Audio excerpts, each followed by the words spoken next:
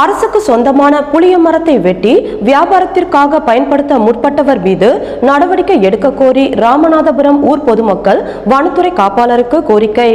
புதுச்சேரி மாநிலம் வில்லியனூர் கொம்யூன் ராமநாதபுரம் கிராமத்தில் மருத்துவமனை வீதியில் சுமார் 35 ஆண்டுகள் கடந்து தற்போது கம்பீரமாகவும் வளமாகவும் வளர்ந்து வருடம் புலி மகசூல் கொடுத்து வந்த மரத்தை ராமநாதபுரம் பகுதியை சார்ந்த கண்ணன், செந்தில், நாராயணசாமி ஆகியோர் சேர்ந்து வெட்டி சூளைக்கு ஏற்றுவதாக தகவல் அறிந்து சம்பவ இடத்திற்கு சென்ற ஊர் பொதுமக்கள் அவர்களை மறித்து, ஏன் உயிருள்ள மரத்தை வெட்டுகிறீர்கள், அதுவும் அரசாங்கத்திற்கு சொந்தமானதை எந்தவித அனுமதியும் இல்லாமல் ஏன் வெட்டுகிறீர்கள் என்று கேட்டதற்கு, நாங்கள் வெட்டுவோம், நாங்களும் இந்த ஊர்க்காரர்கள் தான் என்று கூறியுள்ளனர். உடனே சம்பவம் குறித்து வில்லியனூர் காவல் நிலையத்திற்கு தகவல் தெரிவித்ததன் அடிப்படையில் சம்பவ இடத்திற்கு விரைந்து சென்று குற்ற செயலில் ஈடுபட்டவர்களை வண்டியில் ஏற்றி லாரியில் ஏற்றப்பட்ட மரங்களை கீழே இறக்க செய்துவிட்டு பிறகு கண்ணன் என்பவரை மட்டும் காவல் நிலைய வாகனத்தில் இருந்து கீழே இறக்கிவிட்டு மரம் வெட்டுவதற்கு பயன்படுத்தப்பட்ட மிஷின், கோடாரி, கத்தி போன்றவற்றை காவல் நிலையத்திற்கு எடுத்து சென்றனர். மேற்படி நபரை காவல் நிலையத்திற்கு அழைத்து சென்று விசாரணை செய்வதாக கூறியதால் பொதுமக்கள் கலைந்து சென்றனர்.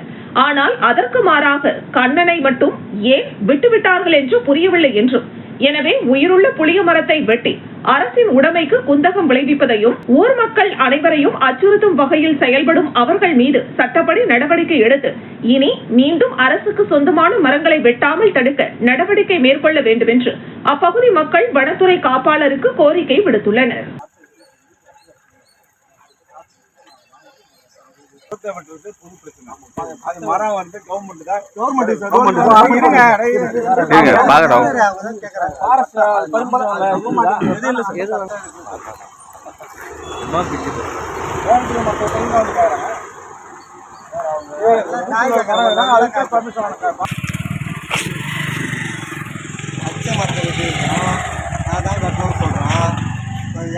சொந்த இடத்த வெட்டினா கூட பர்மிஷன் வாங்கணும். பச்சை மரத்தை வெட்டுறப்ப இது எப்படி பச்சை மரத்தை வெட்டலாம், அவன் உங்க எதிரையா சொல்றாப்ல.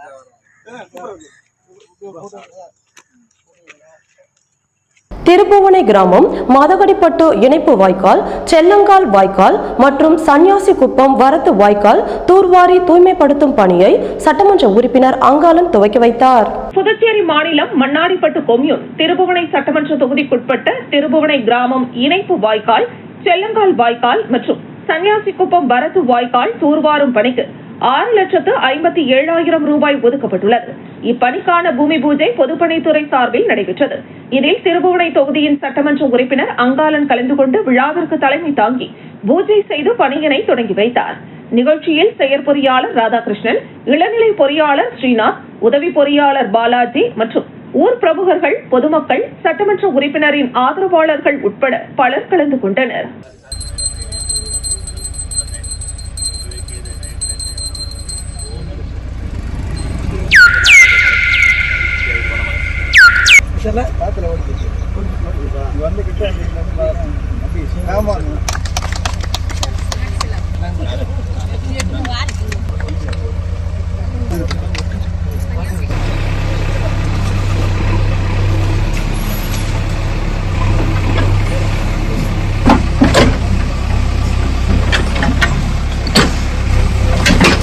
தாவரவியல் பூங்காவில் ஆங்கிலத்தில் உள்ள ஐ லவ் பாண்டி என்கின்ற செல்ஃபி பாயிண்ட் வாசகத்தை அகற்ற கோரி தமிழ் அமைப்பினர் முற்றுகையிட்டு போராட்டத்தில் ஈடுபட்டனர்.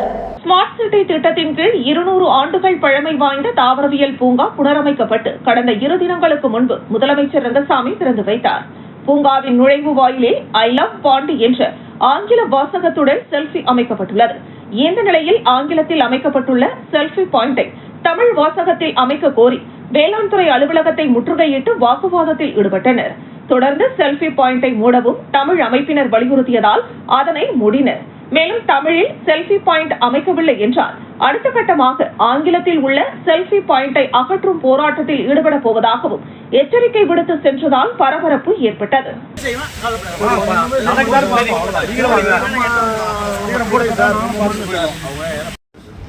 கவர்மெண்ட்டோடைய ப்ரிமிசஸுக்கு ஒரு சில முறைகள் இருக்குது. நீங்கள் வந்து பண்ணணும்னா ஆக்சுவலாக ஒரு விசிட்டராக வரலாம், எதுனாலும் செய்யலாம். பட் என்னன்னு கேட்டிங்கன்னா இதெல்லாம் நீங்கள் செய்யணும் கேட்டிங்கன்னா நீங்கள் கவர்மெண்ட்டுக்கு நீங்கள் அப்ரோச் பண்ணி ஒரு போராட்டம் பண்ணி நீங்கள் யார் சார்?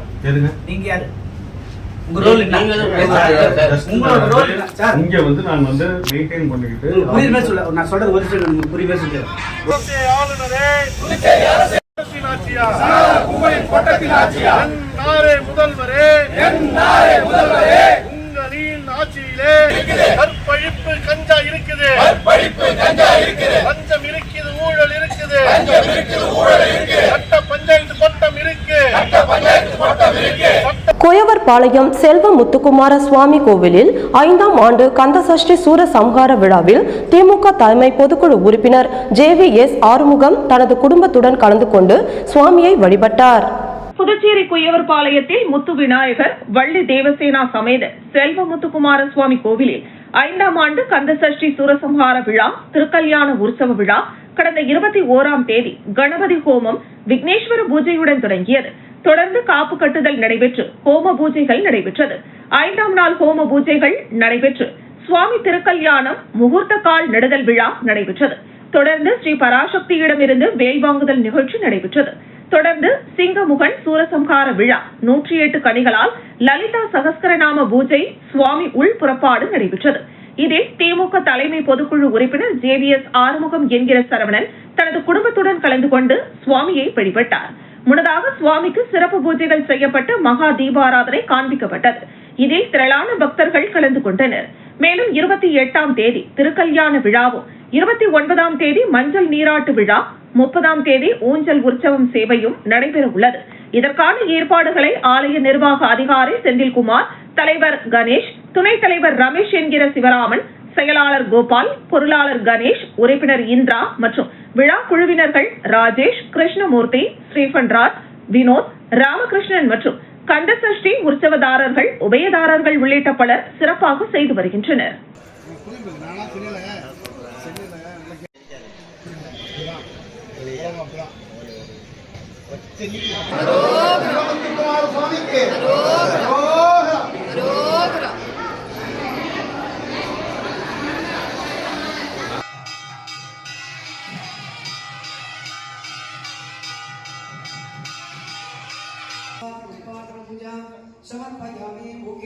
சிறுவன் ஏதோ வந்ததை பேசிவிட்டு போகட்டும்.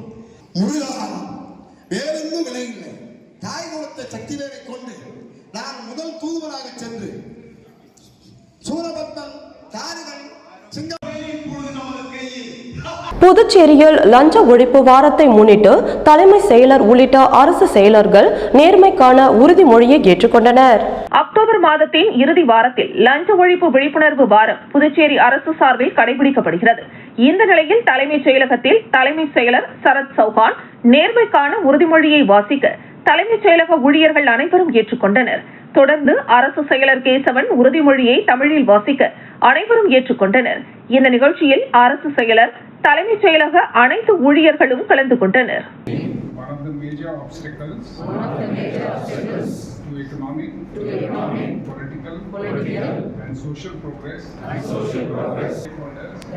உயர்ந்த தரத்தை கடைபிடிப்பது என உறுதியேற்பதுடன் அது குறித்து விழிப்புணர்வுடனும் இருப்பதோடு ஊழலுக்கு எதிரான நடவடிக்கைகளை புதிய கட்சி துவங்கும் வேலையை ஆரம்பித்து விட்டேன். விரைவில் அறிவிப்பு வெளிவரும்.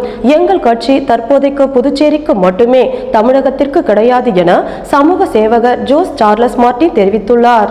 புதுச்சேரியில் செய்தியாளர்களுக்கு பேட்டியளித்த ஜோஸ் சார்லஸ் மார்டின் புதிய கட்சி துவங்கும் வேலையை ஆரம்பித்து விட்டதாகவும் விரைவில் அறிவிப்பு வெளிவரும் என்றும் கூறினார். எங்கள் கட்சி தற்போதைக்கு புதுச்சேரிக்கு மட்டுமே என்றும் தமிழகத்திற்கு கிடையாது என்றும் குறிப்பிட்ட அவர் தான் எந்த பி டீமும் கிடையாது என்றும் மக்களுடைய டீம் என்றும் தெரிவித்தார்.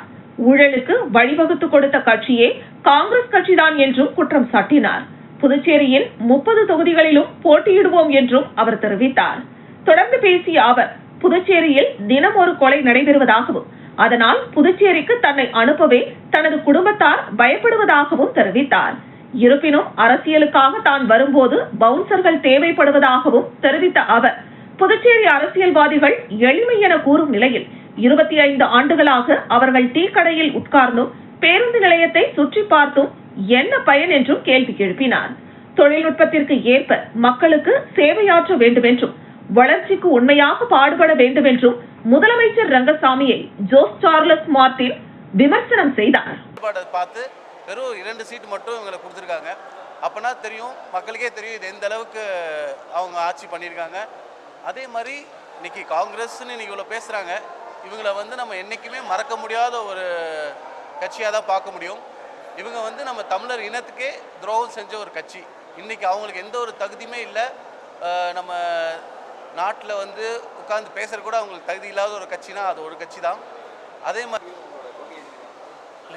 நம்ம அரசியலுக்கு வந்துட்டோம்னா அதுக்கு யார் தடங்களாவோ அதை வளர விடாமல் செய்கிறாங்கன்னா அது யாராக இருந்தாலுமே அது தக்கக்கூடியது தான். இப்போ வந்து இன்றைக்கி ஆட்சியில் இருக்கவங்களை வந்து நம்ம வேலை செய்யலைன்னு தான் சொல்ல முடியுது. இன்றைக்கி for example law and order கரெக்டாக இல்லை, லா அண்ட் ஆர்டர் கரெக்டாக இல்லைன்னு தான் சொல்ல முடியுது. வாரத்துக்கு ஒரு கொலை நடக்குதுன்னு தான் சொல்ல முடியுது.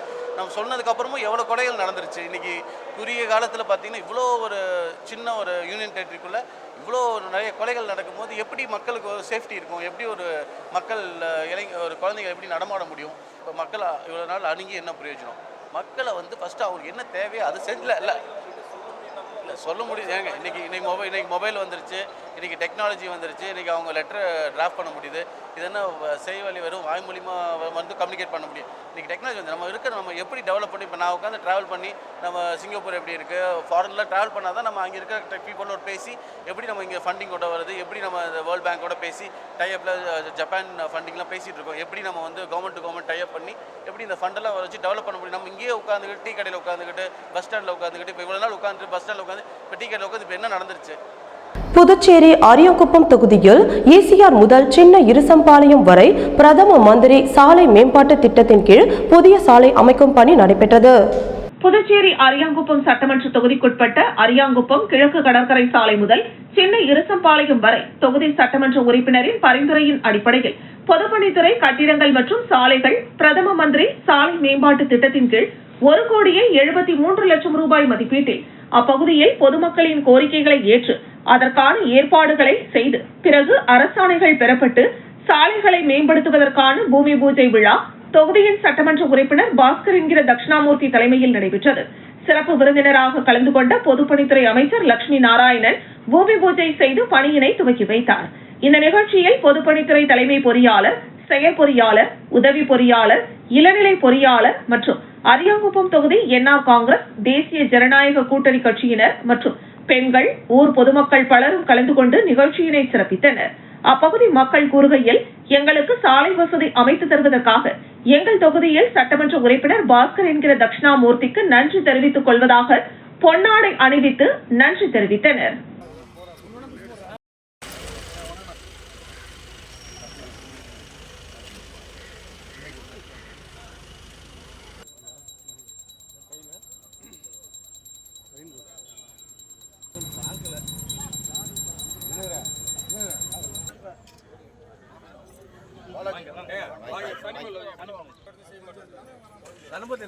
நீங்க வாங்கி இங்க கொடுனா அங்க போனோம் இங்க என்ன புதுச்சேரியில் சொத்து தகராறில் தாயை கொடூரமாக கழுத்தை அறுத்து கொலை செய்த மகன் மற்றும் பேரனை போலீசார் கைது செய்தனர். புதுச்சேரி பிள்ளைச்சாவடி அன்னை நகரை சேர்ந்தவர் லோகநாயகி. இவரது கணவர் ராதாகிருஷ்ணன் கடந்த 7 ஆண்டுகளுக்கு முன்பு இறந்துவிட்ட நிலையில் இவரது பென்ஷன் பணத்தில் தான் லோகநாயகி தனது வாழ்நாளை கழித்து வருகிறார். இந்த நிலையில் இவர்களுக்கு 45 வயதான ராஜ்குமார், 42 வயதான சந்தானம் என்ற 2 மகன்கள் உள்ளனர். இருவரும் திருமணமாகி ராஜ்குமார் திருவண்ணாமலை பகுதியிலும் சந்தானம் பிள்ளைச்சாவடி அன்னை நகர் பகுதியிலும் வசித்து வருகின்றனர். லோகநாயகி தனது இளைய மகன் வீட்டின் அருகே வாடகைக்கு வீடு எடுத்து தனியாக வசித்து வருகிறார். இதில் லோகநாயகி தனது 2வது மகன் உணவு உள்ளிட்ட பல்வேறு தேவைகளை பூர்த்தி செய்வதால் 2வது மகன் மீது அன்பும் பாசமும் கொண்டிருந்தார். இதனிடையே ராஜ்குமார் தனது தாய் லோகநாயகியிடம் புதுச்சேரி பிள்ளைச்சாவடியில் உள்ள வீடு மற்றும் தமிழக பகுதியான சிறுவந்தாடு கிராமத்தில் உள்ள 2 ஏக்கர் நிலம் ஆகிய சொத்துக்களை தனது பெயரில் மாற்றி தரும்படி கேட்டு அடிக்கடி தொல்லை கொடுத்து வந்துள்ளார். ஆனால் லோகநாயகி சொத்தை பிரித்து தரமாட்டேன் என பிடிவாதமாக இருந்துள்ளார். இதனிடையே லோகநாயகி தனது இளைய மகனான சந்தானத்திற்கு அன்னை நகர் பகுதியில் உள்ள காலி மனையை எழுதி கொடுத்துள்ளார். அங்கு சந்தானம் வீடு கட்டி குடியேறியதால் ஆத்திரமடைந்த ராஜ்குமார் அடிக்கடி தாயிடம் தகராறில் ஈடுபட்டு வந்துள்ளார். இதனால் ஆத்திரமடைந்த லோகநாயகி சொத்துக்களை பிரித்து தர முடியாது என விடாப்பிடியாக கூறியுள்ளார். இதை கேட்ட ராஜ்குமார் தாய் மீது கடும் கோபத்தில் இருந்துள்ளார். இந்த நிலையில் ராஜ்குமார் மது போதையில் தனது 12ஆம் வகுப்பு பயிலும் மகனுடன் அன்னை நகர் பகுதியில் வாடகை வீட்டில் வசிக்கும் தனது தாய் லோகநாயகியின் வீட்டிற்கு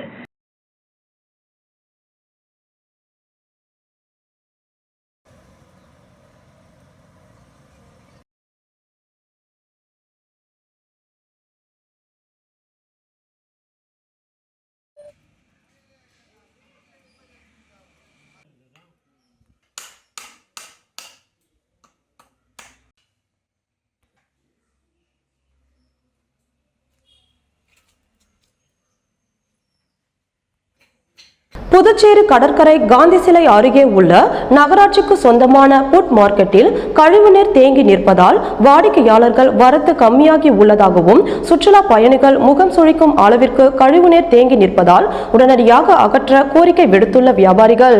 புதுச்சேரி கடற்கரை காந்தி சிலை அருகே உள்ள நகராட்சிக்கு சொந்தமான இடத்தில் புட் மார்க்கெட் உள்ளது. இங்கு 100க்கும் மேற்பட்ட கடைகள் உள்ளன. இங்குள்ள வியாபாரிகளுக்கு இவ்வளாகத்தினுள் கட்டண கழிப்பிடம் அமைக்கப்பட்டது. இது கடற்கரைக்கு வரும் சுற்றுலா பயணிகளும் பயன்படுத்தி வருகின்றனர். இந்த நிலையில் கடந்த சில வாரங்களாக கழிவுநீர் தொட்டி நிரம்பி அதிலிருந்து கழிவுகள் வெளியேறி நடக்கும் பாதை முழுவதும் பரவி சுகாதார சீர்கேட்டை உருவாக்கி துர்நாற்றம் வீசுகிறது. இதனால் இங்கு அதிகமாக வரும் சுற்றுலா பயணிகள் மற்றும் உள்ளூர் வாசிகள் இப்பகுதியில் உணவு பண்டங்கள் வாங்க வருவதற்கு முகம் சுழித்தவாறு வருகின்றனர். இந்த கழிப்பிடத்தை குத்தகைக்கு எடுத்த குத்தகைக்காரர் இதை பற்றி கண்டுகொள்வதில்லை. பணம் சம்பாதிப்பதிலேயே கவனம் செலுத்துகிறார். இது தொடர்பாக நகராட்சி நிர்வாகத்தின் கவனத்திற்கு கொண்டு சென்றும் கண்டுகொள்ளவில்லை. இதனால் நோய் தொற்று ஏற்படும் அபாயம் உள்ளதாக வியாபாரிகள் அச்சப்படுகின்றனர். இதற்கிடையே நவம்பர் 1ஆம் தேதி புதுச்சேரி விடுதலை நாள் கொண்டாட போகும் வேளையில் இது பெரும் வேதனையாக இருக்கிறது.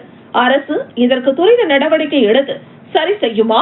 விடுதலை நாள் விழா கொண்டாடப்படும் இடத்தின் அருகிலேயே இந்த அவல நிலைக்கு தீர்வு காணப்படவில்லை என்றும் வியாபாரிகள் கவலை தெரிவித்துள்ளனர்.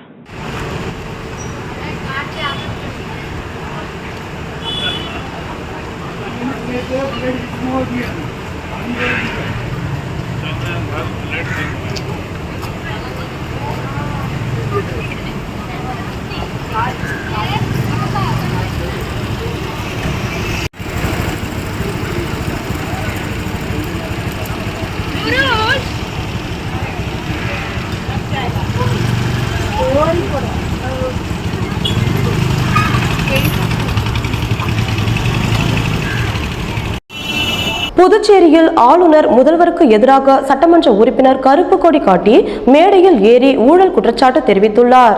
புதுவை அரசின் போக்குவரத்து துறை சார்பில் பேருந்து பணிமனை, மேம்படுத்தப்பட்ட பேருந்து நிலையம் திறப்பு விழா, மினி பேருந்துகள், மினி ரிக்ஷா இயக்கம், ஆட்டோ சவாரி செயலி தொடக்க விழா மறைமலை அடிகள் சாலையில் தாவரவியல் பூங்கா எதிரில் நடைபெற்றது. இங்கு மினி பேருந்துகளை சார்ஜ் செய்யவும் பராமரிக்கவும் தேவையான உள்கட்டமைப்புகளை ஹைதராபாத்தை சேர்ந்த தனியார் நிறுவனம் மேற்கொள்கிறது.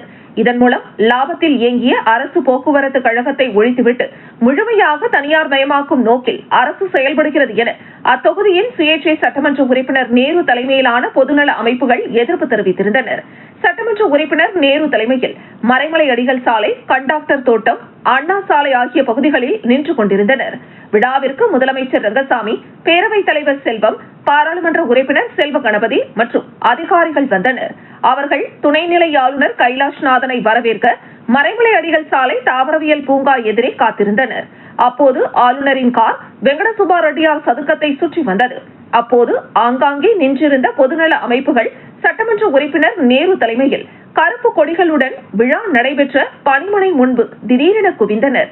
அவர்கள் கருப்பு கொடியை ஆளுநர் கைலாஷ்நாதன், முதலமைச்சர் ரங்கசாமி முன்பு காட்டினர். இதனால் காவல்துறையினர் அங்கு வந்து ஆளுநர், முதல்வரை பாதுகாப்பாக உள்ளே அழைத்து சென்றனர்.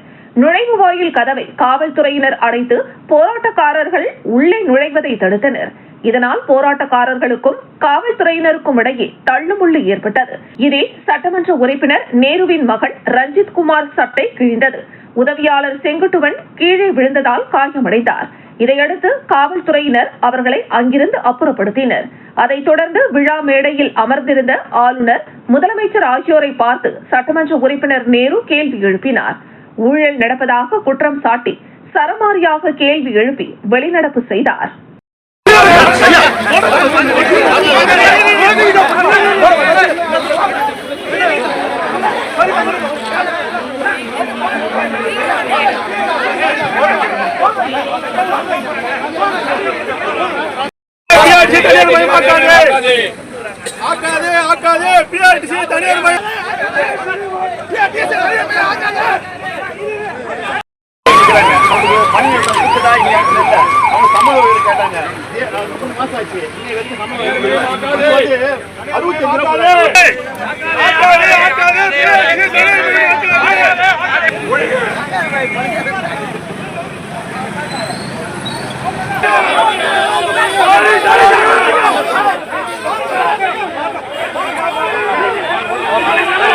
புதுச்சேரியில் பல்வேறு வழித்தடங்களில் இயக்க புதுச்சேரி அரசு சார்பில் புதியதாக 25 புதிய மின்சார பேருந்து மற்றும் 38 மின் ரிக்ஷா சேவையை துணைநிலை ஆளுநர் மற்றும் முதலமைச்சர் கொடி அசைத்து துவக்கி வைத்தனர். புதுச்சேரியில் முதன் முறையாக எலக்ட்ரிக் பேருந்துகள் இன்று முதல் பல்வேறு வழித்தடங்களில் இயக்கப்பட உள்ளன.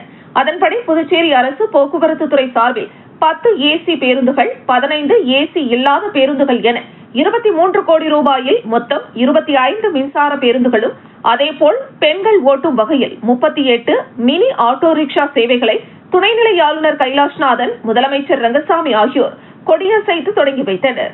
அதேபோல் மறைமலை அடிகள் சாலையில் மின்சார பேருந்துகள் நிறுத்தும் இடத்தையும் திறந்து வைத்து ரிக்ஷாக்கள் இயக்கம், ஆட்டோ சவாரி செயலி ஆகியவற்றையும் துவக்கி வைத்தனர். இதில் 17 பேருந்துகள் நகர்ப்புற தடங்களிலும், மீதமுள்ள 8 ஏசி பேருந்துகள் சுற்றுலா மற்றும் முக்கிய இடங்களை இணைக்கும் வழித்தடங்களிலும் இயக்கப்பட இருக்கிறது. இந்த பேருந்துகளில் குறைந்தபட்ச கட்டணமாக 7 ரூபாய் முதல் 10 ரூபாய் வரையும், சுற்றுலா தடங்களில் இயக்கப்படும் பேருந்துகளுக்கு 15 ரூபாய் வசூலிக்கப்படும் என தெரிவிக்கப்பட்டுள்ளது. இந்த நிகழ்ச்சியில் சபாநாயகர் செல்வம், பாராளுமன்ற உறுப்பினர் செல்வகணபதி, அரசு செயலர்கள் மற்றும் துறையின் அதிகாரிகள் கலந்து கொண்டனர். தொடர்ந்து நிகழ்ச்சியில் பேசிய முதலமைச்சர் ரங்கசாமி, கடந்த ஆட்சி காலத்தில் பழைய பேருந்துகள் கூட சரியாக இயங்கவில்லை. ஆனால் இந்த ஆட்சி பொறுப்பேற்றவுடன் பழைய பேருந்துகளை பராமரிப்பு செய்து மீண்டும் இயக்கினோம். ஆனால் இது மக்களுக்கு போதுமானதாக இல்லை என்பதால் தற்பொழுது 25 மின்சார பேருந்துகள் இயக்கப்பட இருக்கிறது. எளிதாக போக்குவரத்திற்கும் சுற்றுச்சூழலுக்கு பாதிப்பு இல்லாமல் இந்த பேருந்துகள் இயக்கப்பட உள்ளது. இதேபோல் மேலும் PMK திட்டத்தின் கீழ் 100 பேருந்துகள் வாங்கி இயக்கப்படும் என தெரிவித்தார். மேலும் மத்திய மாநில அரசின் நிதியை வைத்து இந்த அரசு சிறப்பாக இயங்குகிறது. துப்புரவு பணியாளர்களை நேரடியாக இந்த அரசு நிரப்பலாம் என்று கோரிக்கை வைக்கிறார்கள். ஆனால் மத்திய அரசின் உத்தரவுப்படி குரூப் டி பதவிகள் கலைக்கப்பட்டு விட்டன. எனவேதான் அவுட் சோர்சிங் முறையில் எடுக்கப்பட வேண்டியுள்ளது. இந்த தொகுதியில் மின்சார பேருந்து திட்டம் துவக்கி வைக்கப்படும் போது சம்பந்தப்பட்ட சட்டமன்ற உறுப்பினருக்கு புதுச்சேரியை சேர்ந்தவர்களை ஏன் வேலைக்கு வைக்கவில்லை என்று கோபம் வரலாம். ஆனால் ஒட்டுமொத்தமாக மக்களுக்கு என்ன பயன் என்றுதான் பார்க்க முடியும். மின்சார பேருந்துகள் இயக்கத்தில் தனியார் நிறுவன ஒப்பந்தத்தில் என்ன சொல்லப்பட்டிருக்கிறது என்று சட்டமன்ற உறுப்பினர் நேருவிற்கு குழப்பம் இருக்கலாம். அதனை கேட்டால் குழப்பங்களுக்கு தகுந்த விளக்கம் அளிக்கப்படும் என்றும் முதலமைச்சர் ரங்கசாமி தெரிவித்தார்.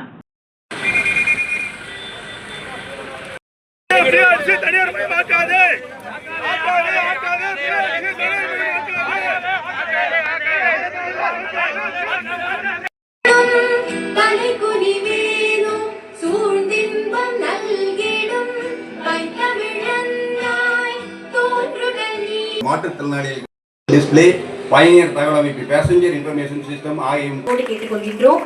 போக்குவரத்து ஆணையர் அவர்கள் இப்பொழுது மாண்புமிகு ஐயா அவர்கள் இந்த அருமையான விழாவில் கலந்து கொண்டு விழாவை சிறப்பிப்பதற்காக வந்திருக்கக்கூடிய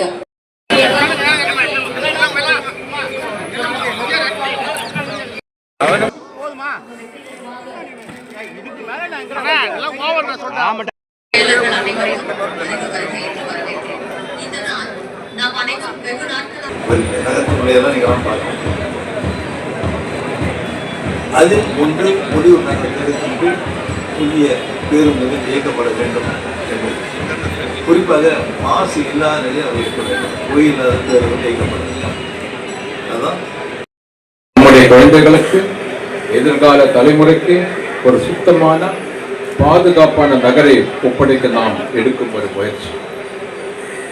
கிருமாம்பாக்கம் அடுத்துள்ள பிள்ளையார்குப்பம் வடபால் வள்ளுவர் வீதியில் உள்ள சின்ன மயிலம் என புகழ்பெறும் வள்ளி தெய்வானை உடனுரை சிவ சுப்பிரமணிய சுவாமி ஆலயத்தில் 2ஆம் ஆண்டு மகா கந்தசஷ்டி பெருவிழா வெகு சிறப்பாக நடைபெற்றது.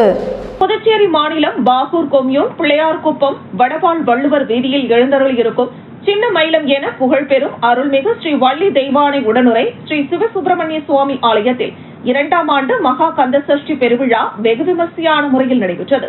இவ்விழாவில் 22ஆம் தேதி காலை முத்தமிழ் முருகனுக்கு மூத்த பிள்ளையார் முதல் நிலை வேள்வி திருக்கொடி ஏற்றுதல் முதல் சுவாமி திருக்கல்யாணம் என ஏற்பாடுகளை 7 நாட்களுக்கு பெரும் விழா சீரும் சிறப்புமாக நடைபெற்றது. இந்த நிகழ்ச்சி 22ஆம் தேதி காலை தொடர்ந்து முருகப்பெருமானுக்கு சிறப்பு அபிஷேகங்கள் செய்து மலர்களால் அலங்கரிக்கப்பட்ட மகா தீபாராதனை நடைபெற்று வந்த நிலையில் வள்ளி தெய்வானை உடனுரை சிவசுப்பிரமணிய சுவாமிக்கு சிறப்பு அபிஷேகமாக பால், சந்தனம், தயிர், பன்னீர், அபிஷேகத்தூள், இளநீர், தேன் போன்ற வாசனை திரவியங்கள் மூலம் சிறப்பு அபிஷேகம் செய்யப்பட்டு மாலை கந்தர் அனுபூதி வேல் பாராயணம் அம்மையாரிடமிருந்து வேல் வாங்குதல் நிகழ்ச்சி நடைபெற்றது. இதில் திரளான முருக பக்தர்கள் கலந்து கொண்டு முருகனின் பாடல்களை பாடி சிறப்பு செய்தனர். அதனைத் தொடர்ந்து முருகப்பெருமானின் அருள் பெற்ற குருநாதர் அவர்களின் மூலம் முதல் கடவுள் தம்பியான முருகப்பெருமானை பற்றி பொதுமக்களுக்கு எடுத்துரைத்தனர். அதனைத் தொடர்ந்து அலங்கரிக்கப்பட்ட முருகப்பெருமான் சன்னதி புறப்பாடு நடைபெற்றது. இதில் ஏராளமான பக்தர்கள் கலந்து கொண்டு சுவாமி தரிசனம் செய்தனர். இந்த நிகழ்ச்சிக்கான ஏற்பாட்டினை கோவில் விழா குழுவினர்கள் மற்றும் ஊர் பொதுமக்கள், இளைஞர்கள் செய்திருந்தனர். அதனைத் தொடர்ந்து அனைவருக்கும் அன்னதானம் வழங்கப்பட்டது.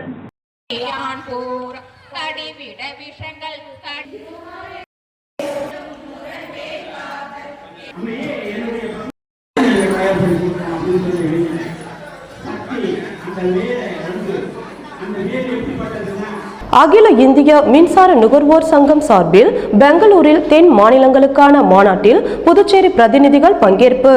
அகில இந்திய மின்சார நுகர்வோர் சங்கம் சார்பில் பெங்களூருவில் நடைபெற்ற தென் மாநிலங்களுக்கான மாநாட்டில் புதுச்சேரி பிரதிநிதிகள் பங்கேற்றனர்.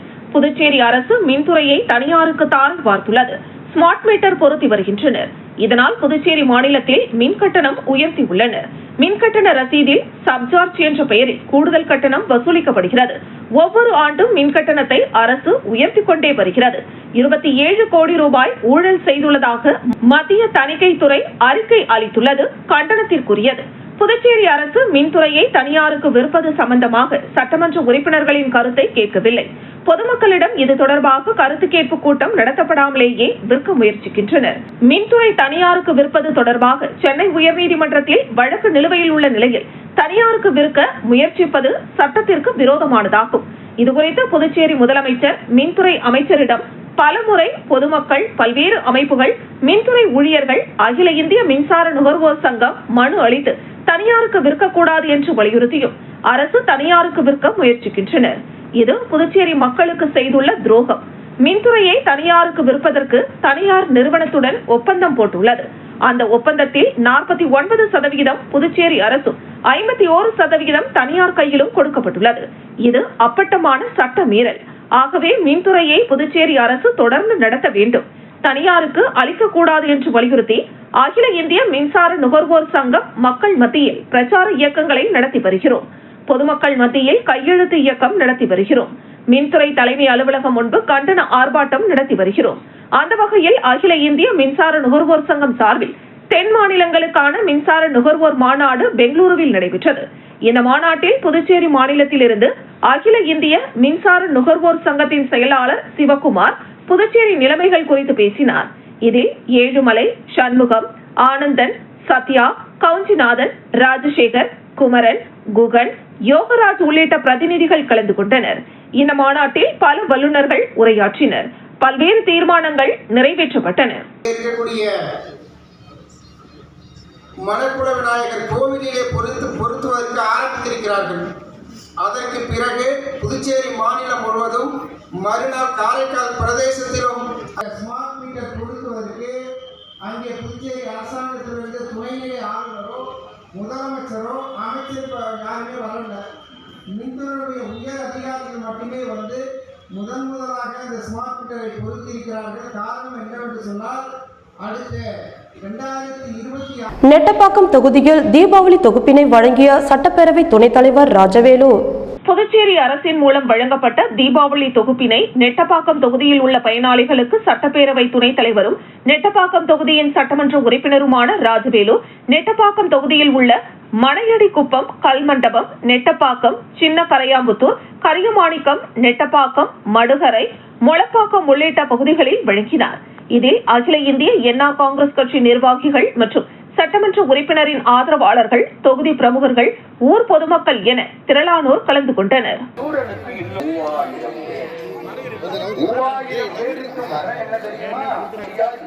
இப்படி வரம் பெற்றவர்கள் 3000 இறந்து போனார்கள்.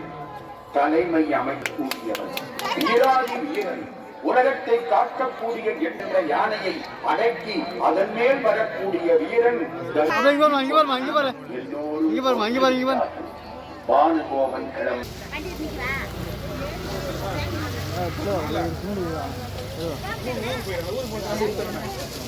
அகில பாரதிய வித்யார்த்தி பரிஷத் சார்பில் புதுச்சேரி பல்கலைக்கழக மாணவர்களுக்கான கட்டணமில்லா தினசரி பேருந்தை இயக்காத புதுவை பல்கலைக்கழக நிர்வாகத்தை கண்டித்து மாணவர்களின் தொடர் முழக்க போராட்டம் நடைபெற்றது. புதுவை பல்கலைக்கழகத்தில் புதுவையை சார்ந்த 1500க்கும் மேற்பட்ட மாணவ மாணவிகள் பல்வேறு துறைகளில் பயின்று வருகின்றனர். இவர்களுக்காக புதுவை பல்கலைக்கழக நிர்வாகம் மூலம் 10க்கும் மேற்பட்ட தினசரி கட்டணமில்லா பேருந்துகள் இயக்கப்பட்டு வந்தன. வில்லியனூர், அரியாங்குப்பம், கதிர்காமம் மற்றும் கோரிமேடு போன்ற முக்கியமான வழித்தடங்களில் இயங்கி வந்தன. இந்த பேருந்துகள் கொரோனா பெருந்தொற்றுக்கு பிறகு இயக்கப்படவில்லை. இதனை கண்டித்து அகில பாரதிய வித்யார்த்தி பரிஷத் பல்வேறு முறை நிர்வாகத்தை சந்தித்து கோரிக்கை விடுத்தனர். பல்கலைக்கழக நிர்வாகம் நிதி பற்றாக்குறை என்ற காரணத்தை கூறி மாணவர்களின் கோரிக்கைகளை தொடர்ந்து உதாசீனப்படுத்தி வருகிறது. புதுவை பல்கலைக்கழகத்தின் அலட்சியத்தையும் அதிகார போக்கினையும் கண்டித்து அகில பாரதிய வித்யார்த்தி பரிஷத் மாணவர் அமைப்பின் தொடர் முழக்க போராட்டம் பல்கலைக்கழக நுழைவு வாயில் முன்பு கொட்டும் மழையில் நடைபெற்றது. இந்த தொடர் போராட்டத்தில் மாணவர்கள் பெருந்திரளாக கலந்து கொண்டனர். நம்ம கிளம்பிட்டோம் முடிஞ்சுன்னு நினைச்சாங்க. அப்ப இருந்த விசியும் கிளம்பிட்டாரு. இப்போ ஒருத்தர் புதுசா ஒருத்தர் வந்திருக்காரு. முன்னாடி இந்த விசிக்கு தான் காது கேட்கற மிஷின் வாங்கி கொடுக்குறோன்னு சொன்னோம். அவர் அனுப்பிச்சிட்டாங்க. இந்த விசிக்கு காது கேட்குதா இல்லை இருக்கிற ரெஜிஸ்டர்லாம் போய் உள்ள போய் சொல்லலையா இல்லை என்ன விஷயம்னு தெரியல. இன்ன வரைக்கும் நம்மளோட கோரிக்கை அங்கே நிறைவேற்றப்படலை. அதாவது ஒரு இப்போ சொன்னாங்க நாங்கள் ரெஜிஸ்டர்லாம் போய் உள்ள போய் சொல்லலையா இல்லை என்ன விஷயம்னு தெரியல. இன்ன வரைக்கும் நம்மளோட கோரிக்கை அங்கே நிறைவேற்றப்படலை. தவளக்குப்பம் பகுதியில் உள்ள பிஆர் ட்ரஸ்ட் சார்பில் கடந்த தீபாவளி பண்டிகைக்கான மணவெளி தொகுதியில் உள்ள குடும்பங்களுக்கு ஹாட் பாக்ஸ் மற்றும் சர்க்கரை நிறுவனர் ராமு அவர்களின் ஏற்பாட்டில் வழங்கி வருகின்றனர். தீபாவளி பண்டிகையை சிறப்பாக கொண்டாட வேண்டும் என்ற நோக்கத்துடன் புதுச்சேரி மாநிலம் மணவெளி சட்டமன்ற தொகுதிக்குட்பட்ட சுமார் 14,000 குடும்பங்களுக்கு பிஆர் ட்ரஸ்ட் நிறுவனர் ராமு தீபாவளி பரிசுகள் வழங்கினார். பூரணாங்குப்பம் கிராமத்தில் ஆரம்பிக்கப்பட்டது. அப்பொழுது ஹாட்பாக்ஸ் மற்றும் சர்க்கரையுடன் தீபாவளி வாழ்த்துக்களை வீடு வீடாக சென்று வழங்கி வந்தனர். அதனைத் தொடர்ந்து மணவெளி தொகுதியில் உள்ள அனைத்து வீடுகளுக்கும் தொடர்ந்து வீடு வீடாக சென்று தீபாவளி பரிசு பொருட்களை வழங்கி வருகிறார். அந்த வகையில் வருகிற 2026ஆம் ஆண்டில் சட்டமன்ற தேர்தலில் தனக்கு ஒரு வாய்ப்பு தாருங்கள் என்று கேட்டு வருகிறார். இதில் ஊர் முக்கிய பிரமுகர்கள், இளைஞர்கள் பலரும் செயல்பட்டு வருகின்றனர். நிறுவன தலைவர் ராமு கூறுகையில், மணவெளி தொகுதியில் உள்ள பொதுமக்களுக்கு நான் பெரிதும் கடமைப்பட்டிருக்கிறேன். அவர்களுக்கு நல்ல வழிகளையும் படித்த இளைஞர்களுக்கு வேலைகளையும் என்று பலதரப்பட்ட செயல்பாடுகளை செய்ய வேண்டும் என்ற எண்ணத்தில் தற்போது தான் செயல்பட்டு வருவதாகவும் எனக்கு அனைவரும் ஒரு வாய்ப்பை கொடுத்து பாருங்கள் என்றும் கோரிக்கை வைத்துள்ளார்.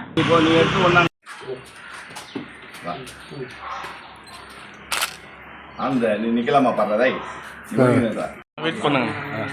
நான் கேட்டேண்ணா அதான் இல்லை பேர் நில்லுங்க. மாலை போட்டு மாலை போட்டு போட்டோ எடுக்க மறைய போட்டோ.